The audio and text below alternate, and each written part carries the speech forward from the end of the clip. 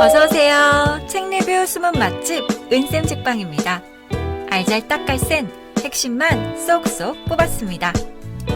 오늘 함께할 책은 차이나는 클라스의 경영대학 교수 홍기훈님의 책 NFT 미래 수업입니다. 요즘 엄청 핫한 NFT죠. 알고 보니 NFT 이거 완전 마기꾼이었습니다. NFT 미래 수업에서 마기꾼의 아찔한 민낯을 탈탈 털어드립니다. NFT를 제대로 알고 싶다면 이 영상 끝까지 함께 해주세요.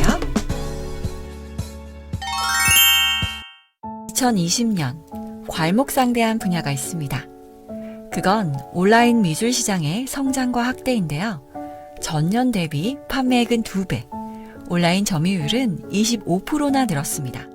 고액 자산가들은 왜 NFT 작품에 투자하는 걸까요? 주식이나 채권, 부동산 같은 자산들은 경제 상황에 민감하게 반응하지만 상대적으로 미술 시장은 비유동적입니다. 그래서 예술품은 대체 투자, 분산 투자로 각광받고 있는데요. 예술품을 담보로 다양한 대출까지 가능하고 자금이 부족하다면 아트펀드로 투자할 수도 있습니다. 무엇보다 예술품 투자의 가장 큰 장점은 세금 절약입니다. 그래서 많은 국가에서 예술품이 절세 수단으로 사용되고 있는데요. 최종적으로 예술품은 투자자의 수익률을 높이는 데 기여합니다. 코로나19 이후 미술 시장은 온라인으로 대이동을 합니다. 그리고 블록체인 기술로 만들어진 NFT는 대체 불가능한 디지털 자산으로 투자 붐을 일으켰습니다.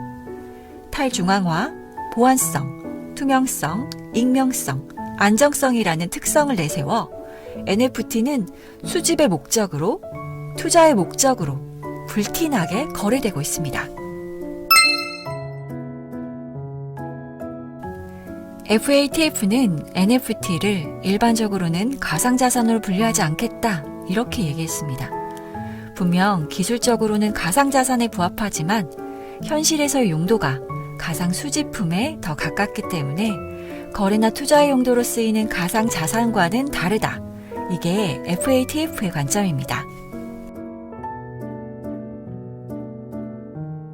SEC의 관점은 이렇습니다. NFT를 사고 파는 사람들이 NFT의 미래 가격이 오를 것이라고 기대하고 사고 파는 것이라면 증권에 해당하고, NFT를 수집품으로서 작품의 진위성만을 블록체인으로 보장받는다면 증권에 해당되지 않는다는 입장입니다. NFT는 증권이다, 증권이 아니다. 좀 헷갈리는데요. 대표적인 사례가 있어 소개해드리겠습니다. 데퍼랩스는 크립토키티라는 게임을 개발한 캐나다의 블록체인 스타트업입니다. 이 회사가 고소에 휘말렸습니다. 고소인은 데퍼랩스의 고객이었는데요. 2021년 5월 데퍼랩스가 미등록 증권을 토큰화된 NBA 하이라이트 수집품의 형태로 판매했다는 내용으로 소장이 접수됐습니다. 그뿐 아니라 데퍼랩스가 인위적으로 NFT에 저장된 하이라이트의 영상 가격을 올리기 위해서 고객들의 플랫폼에서 자금 인출하는 것을 몇 달 동안 막았다고 고소인은 주장했습니다. 실제로 2021년 4월 CNN에서는 NBA 톱샷 고객들은 돈을 빼낼 수 없어 당황했다라는 기사가 실렸습니다. 데퍼랩스를 고소한 지훈프리엘은 데퍼랩스가 플랫폼의 재무적 성공을 과장하는 마케팅을 통해 판매되는 NFT의 투자 가치를 높이고 높은 수익을 기대하도록 이용자들을 이끌었다고 주장했습니다. 고소인의 주장은 정당했을까요? 데퍼랩스는 2020년 10월부터 NBA와 제휴하여 NBA 톱샷 영상을 NFT 형태로 판매했고 폭발적인 인기를 끌었습니다. 5개월 만에 80만 명 이상의 이용자가 5억 달러 규모의 영상을 거래했습니다. 르브론 제임스의 하이라이트 영상은 20만 달러에 거래되기도 했는데요. 이런 인기에 힘입어 데퍼랩스는 3,400억 원의 투자까지 받습니다. 그리고 마이클 조던, 케빈 듀란트, 클레이 톰슨 등의 NBA 슈퍼스타들과 윌 스미스 등의 유명 영화배우들이 이 투자에 참여했습니다. NFT에 왜 이토록 열광하는 것일까요? NFT를 왜 사는지 구매자들에게 물어보면 10명 중 9명은 이후에 가격이 오를 것이라고 생각해서 라고 답할 것입니다. 이런 정황들을 고려하면 현재 NFT는 증권으로 쓰이고 있다고 할 수 있습니다. 대부분의 NFT 구매자는 순수하게 그 작품이 너무 갖고 싶어서 구매한다기보다는 미래의 가치, 가격이 오를 것으로 기대하고 구매하기 때문입니다. 어떤 뜻인가요? NFT의 성장은 커뮤니티가 다 한다. 즉, 많은 사람들이 적극적으로 NFT 생태계에 참여하고 소통하고 교류해야 NFT 생태계가 활성화된다는 것입니다. 대표적인 사례로 크립토펑크를 꼽을 수 있는데요. 요즘 커뮤니티에서는 NFT 시장에서 가장 인기 있는 크립토펑크를 두고 자신의 지위나 정체성을 플렉스하는 수단으로 활용한다고 합니다. 여기서 뜬금없이 질문 하나 드리겠습니다. 문화예술 산업에서 성공하는 데 가장 중요한 요인은 무엇일까요? 바로 콘텐츠입니다. NFT가 살아남고 성공하려면 NFT가 소유권을 증명하는 콘텐츠가 훌륭하고 가치가 있어야 하는 것입니다.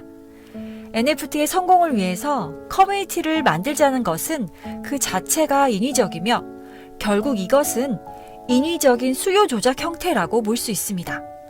이들에게 NFT는 버블 형성의 목표가 된 것일 수도 있습니다.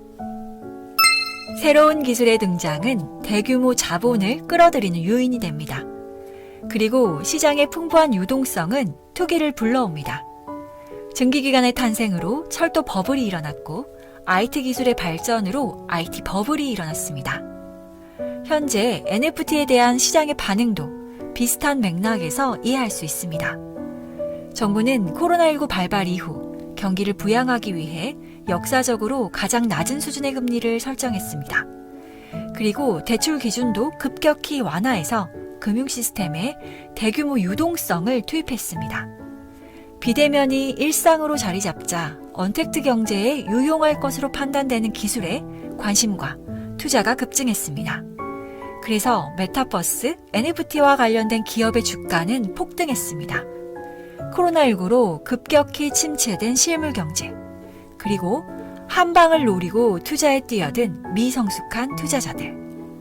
블록체인 기술을 바탕으로 메타버스와 가장 잘 결합할 수 있는 기술 NFT의 등장은 투기 심리를 더욱 자극했습니다. 그리고 NFT 시장은 별도의 규정 없이 참여할 수 있기 때문에 투자자의 유입은 계속됐습니다. 터무니없는 가격, 미흡한 과세체계, 표절, 해킹, 자산으로서의 모호한 법적 지위, 자금 세탁 위험성. NFT는 해결해야 할 문제들이 많습니다. 심지어 디지털 창작물의 소유권이라는 개념을 결합해 기존의 법적 질서까지 훼손하는 사례도 있습니다. 홍기훈 교수는 이렇게 말합니다. 새롭게 등장하고 사회 구조의 혼란을 증폭시킬 수 있는 기술은 그 활용 방식을 입법기관과 조율하여 정당한 절차를 통해 설정하는 것이 마땅하다. 그리고 그는 에필로그에서 NFT의 실체를 이렇게 정리합니다. 아마도 NFT는 현재 가장 뜨거운 키워드가 아닐까 생각한다. 너도 나도 NFT를 외치고 있다. NFT라는 말만 붙여도 주가가 폭등하고 NFT를 이용해 돈을 벌었다는 사람들이 속출하고 있다. NFT를 적용하기만 해도 한 번도 전시회를 열지 못했던 작가의 작품을 수억 원에 구매하겠다는 컬렉터가 나타난다. 상식적으로 보면 지금 NFT 시장의 상황은 이상해도 많이 이상하다. 뭔가 잘못되어 있다. 우리는 이와 비슷한 경험을 가까운 과거에 한번 해봤다. 그렇다. 비트코인이다. 현재 과열되어 있는 NFT 시장은 단기적인 시장의 광기에 의한 거품일 뿐이다. 만약 NFT라는 기술이 살아남는다면 NFT 시장은 지금과는 매우 다른 양상으로 발전하게 될 것이다. 물론 NFT가 살아남는다면 말이다. 미래에 우리는 NFT를 어떻게 기억하게 될까요? NFT가 디지털 트랜스포메이션의 일부분으로 다양한 산업에서 디지털 대전환을 일으켰을까요? 아니면 한때 광기 어린 투자로 역사 속의 NFT 버블로 추억하게 될까요? NFT에 투자하고 싶다면 먼저 마개꾼 NFT의 민낯을 NFT 미래 수업을 통해 낱낱이 파헤쳐 보세요. 분명 아찔한 교훈을 주는 독서가 될 겁니다. 나꾸미 여러분, 성투 긴 시간 함께 해주셔서 감사합니다. 좋아요, 구독 한 번씩 눌러주시고요. 저는 다음에 또 좋은 책으로 찾아뵐게요. 그럼 안녕.